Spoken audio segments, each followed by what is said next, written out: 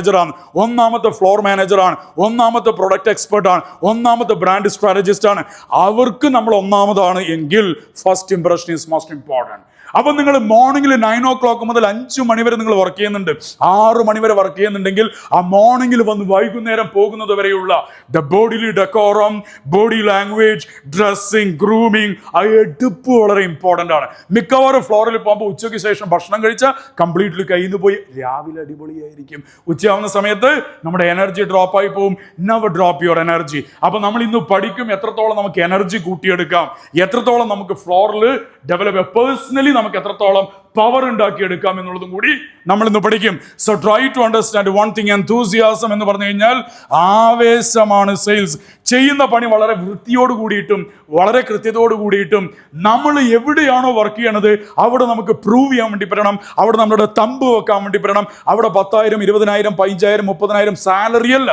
Salary is important, but you make an impression in the company. I'm the right person, I can do the sale, I can close the deal, I can make revenue, I can close more incentives, I'm the superstar in the company. എനിക്ക് മാസം കിട്ടേണ്ട certificate എനിക്ക് കിട്ടണം, എനിക്ക് നിങ്ങളുടെ ഓണറിന്റെ കയ്യിൽ നിന്നും certificate എനിക്ക് കിട്ടണം എന്നുള്ള ആഗ്രഹത്തിൽ വർക്ക് ചെയ്യുന്ന ആൾക്കാരാണെങ്കിൽ he will be expect.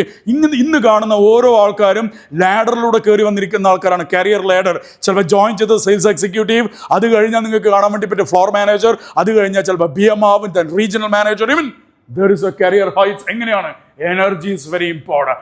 Never compromise on your energy as you are in sales. Clear? Another one is called energy. Energy is the second one. Then empathy ഉണ്ടായിരിക്കണം. നമ്മൾ എന്ത് എങ്ങനെ എന്നുള്ളതല്ല. വീട്ടിൽ ചിലപ്പോൾ നമ്മൾ വളരെ ദേഷ്യക്കാരായിരിക്കും, നമുക്ക് കിട്ടിയിരിക്കുന്ന വാല്യൂസ് അങ്ങനെയായിരിക്കും. തൊട്ടേനും പിടിച്ചതിനും ദേഷ്യം ഉണ്ടാവും. മറ്റുള്ളവന് എങ്ങനെയെങ്കിലും എന്തെങ്കിലുമൊക്കെ പറയും, ചീത്ത വിളിക്കുന്ന ആൾക്കാരുണ്ട്, ദേഷ്യപ്പെടുന്ന ആൾക്കാരുണ്ട് അല്ലേ? പക്ഷെ സെയിൽസിൽ ഒരു കാരണവശാലും കസ്റ്റമേഴ്സിന്റെ മുമ്പിൽ നമുക്ക് നമ്മുടെ പേഴ്സണൽ ട്രേറ്റ്സ്, പേഴ്സണൽ ഗുണങ്ങൾ, പേഴ്സണൽ ബാഡ് ആയിട്ടുള്ള കാര്യങ്ങൾ നമുക്ക് കസ്റ്റമേഴ്സിന്റെ മുമ്പിൽ കൊണ്ടുവരാൻ വേണ്ടി പറ്റില്ല.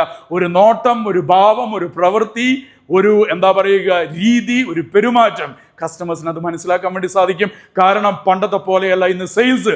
ഇന്ന് ഓരോ മൂലക്കും മുക്കിലും നമുക്ക് എന്ത് കാണാൻ വേണ്ടി പറ്റും? നമ്മുടെ കോമ്പറ്റീറ്റേഴ്സിന്റെ ഷോറൂംസ് കാണാൻ വേണ്ടി പറ്റും.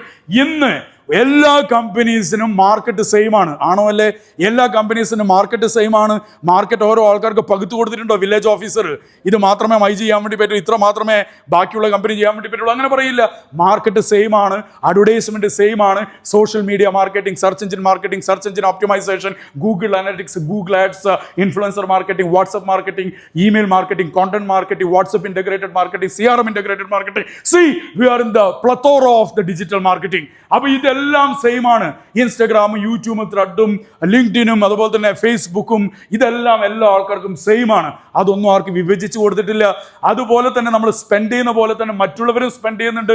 അവർക്കും സെയിൽസ് ടീം ഉണ്ട്, അവർക്കും ചിലപ്പോൾ ട്രെയിനിങ് കിട്ടുന്നുണ്ടാവാം. ഇതെല്ലാം കോമൺ ആണ്. പക്ഷെ ഇവിടെ ഒറ്റൊരു കാര്യം മാത്രമേ ഡിഫറൻ്റ് ഉള്ളൂ, നമ്മൾ എങ്ങനെ കസ്റ്റമേഴ്സിനെ ഡീൽ ചെയ്യുന്നു.